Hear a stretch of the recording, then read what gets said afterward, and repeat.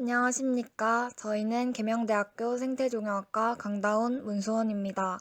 이읍 교수님의 생태조경공학 과목에서 생활권 녹화기술 사례조사 및 분석보고, 벽면 녹화 사례에 대한 발표를 시작하겠습니다. 벽면 녹화 사례로 총 9곳을 다녀왔는데요. 보시는 순서와 같이 발표하겠습니다. 첫 번째 사례는 대구 중구 동성로에 위치하고 있는 네이처 리퍼블릭입니다. 네이처 리퍼블릭은 친환경 플래그십 스토어로 브랜드 이미지에 맞게 친환경 간판을 사용하고 있습니다. 이 벽면 녹화는 식물이 자랄 수 있는 특수한 인공 지반인 패널을 조성하여 식재했습니다. 수종은 황금 사철 나무이며 특별한 배수 시설은 없었습니다. 녹화된 곳이 높아 가까이서는 볼 수 없었지만 관리가 잘 된 듯하였고 녹화 생육 상태가 양호했습니다. 두 번째 사례는 대구 중구 동성로에 위치하고 있는 태왕스파크 7층 스파크랜드입니다. 스파크랜드는 여러 가지 놀이기구 시설이 있는 공간입니다. 스카이워크 옆쪽 벽면에 다양한 수종이 식재되어 있습니다. 보시는 사진과 같이 한쪽 벽면이 모두 벽면 녹화로 되어 있어 자연 경관을 제공하고 눈부심 방지 효과를 줍니다. 벽면에는 특수 인공 지반인 패널을 조성하여 다양한 수종이 자라고 있습니다. 보시는 사진과 같이 한 가지 수종이 아니라 여러 가지 수종으로 벽면 녹화를 이루고 있습니다. 벽면 녹화의 왼쪽에서부터 송악이 벽면 녹화로 식재되었고 아래쪽 겉목으로는 수호초가 식재되었습니다. 녹화 상태는 양호했습니다. 또 펜스 태문과 맹문동이 식재되었습니다. 햇빛 방향과 등지고 있음에도 불구하고 벽면 위쪽에 있는 맹문동 일부가 말라 있었습니다.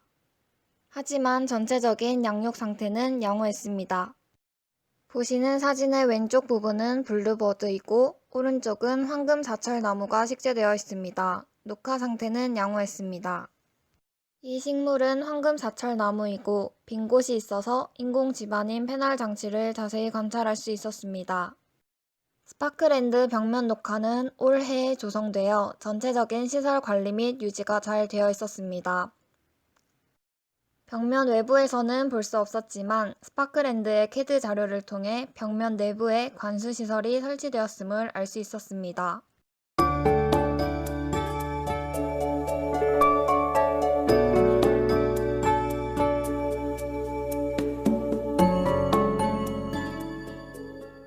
다음은 대구 달서구 신당동에 위치한 계명대학교 공학관입니다.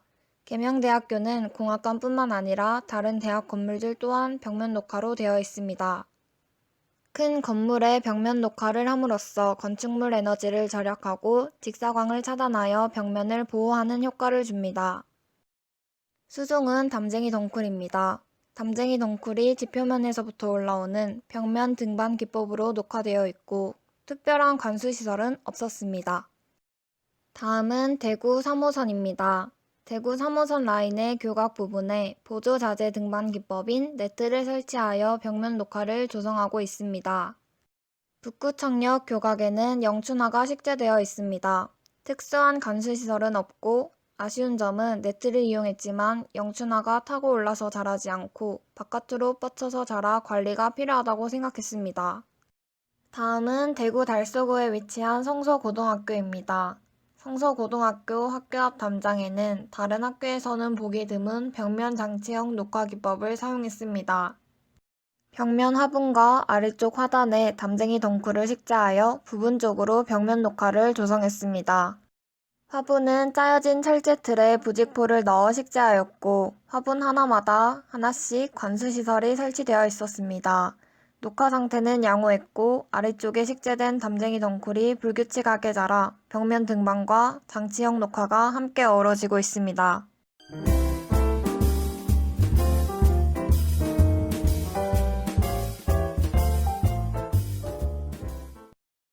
다음은 대구 북구 호암로에 위치한 대구 삼성 창조 캠퍼스입니다. 이곳은 옛 제일모직 공장 부지를 재탄생시켜 만든 곳이며 단지 내 여러 건물 전체가 벽면 녹화로 되어 있습니다. 덩쿨 식물을 이용한 벽면 등반 기법을 사용하였고 담쟁이 덩쿨이 전체적으로 식재되어 있는 것을 볼 수 있습니다. 옛날부터 있던 담쟁이 덩쿨을 계속 유지해 벽면 전체적으로 식재가 잘 되어 있었습니다. 하지만 보시는 사진처럼 잎이 없이 빈 곳도 있었습니다. 특별한 관수 장치는 없고 주변 관목들과 조화를 이루어 건물 사이의 아름다운 경관을 형성하고 있습니다.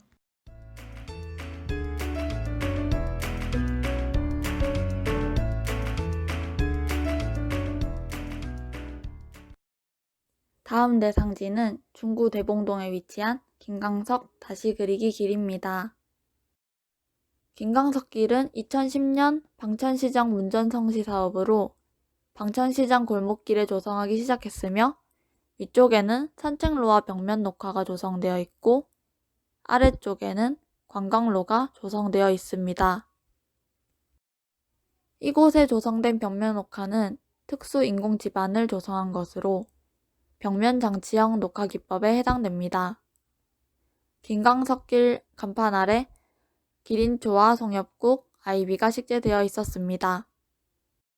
여기에 별도의 배수 시설은 없으며 네트 중간중간에 호수와 스프링클러를 통해 관수하고 조성된 지 얼마 되지 않아 유지 관리가 잘 되고 있었습니다.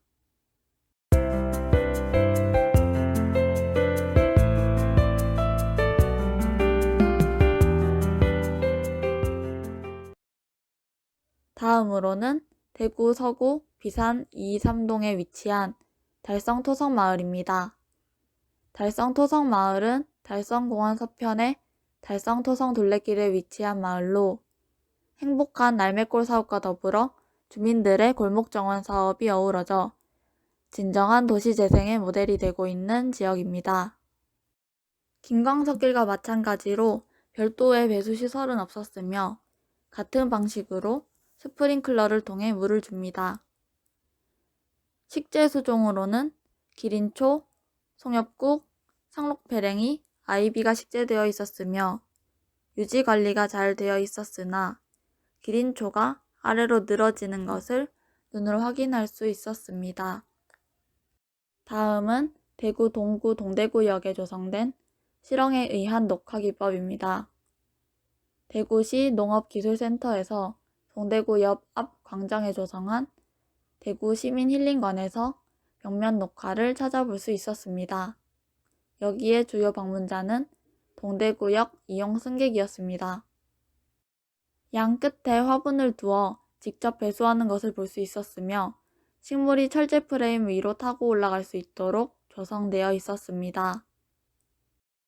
호박, 작두콩, 왕나팔꽃, 조롱박 등 다양한 작물이 심겨져 있었고 식물이 철제 프레임을 따라 잘 자라 있었습니다.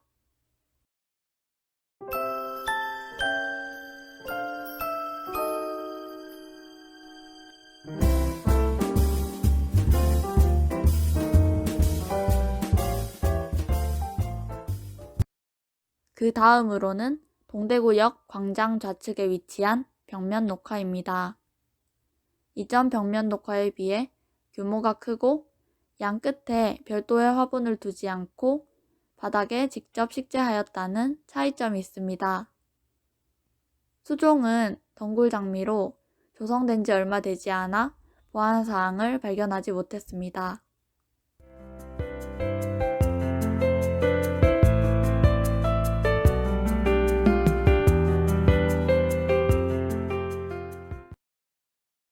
이것은 저희 현장 납사 인증샷입니다.